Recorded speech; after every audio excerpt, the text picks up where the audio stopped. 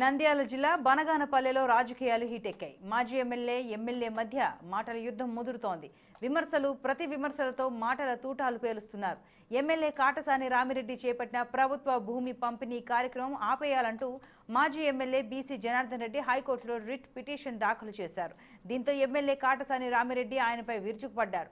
మాజీ MLA BC Janardhan Reddy అనుచరులు TDP హయాంలో లక్షలాది రూపాయల విలువైన మైనింగ్ భూములకు దొంగ పట్టాలు సృష్టించి వందలాది ఎకరాల భూ కబ్జాలకు పాల్పడ్డారని కాటసాని ఆరోపించారు. ఇందుకు సంబంధించిన నకిలీ పట్టాలను మీడియా ముందు ఉంచారు.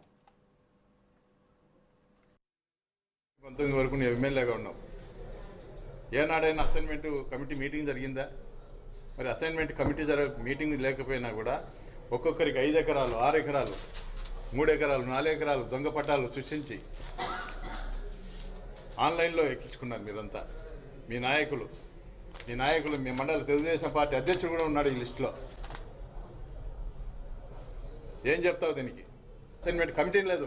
తెలుగుదేశం పార్టీ 5 సంవత్సరాలు అధికారంలో ఉన్న పేదవాళ్లకు అండగా ఉండాల్సింది పోయి నువ్వు కార్పొరేట్ సంస్థలకు నువ్వు కొమ్ము కాస్తా ఉన్నావు.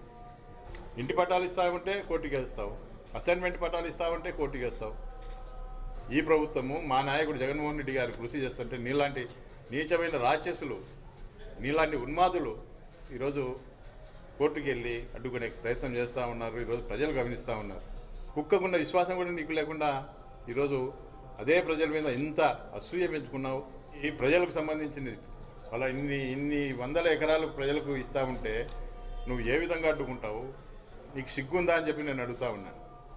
నువ్వేమో జుల్లేరు పక్కన కొత్త భూమిని ఆక్రమించుకోవచ్చు. నీ బంధువులేమో 100 ఎకరాలు ఆక్రమించుకొని పేదవాళ్ళ యొక్క భూములన్నీ కూడా దౌర్జన్యంగా ఆక్రమించుకొని చేయవచ్చు.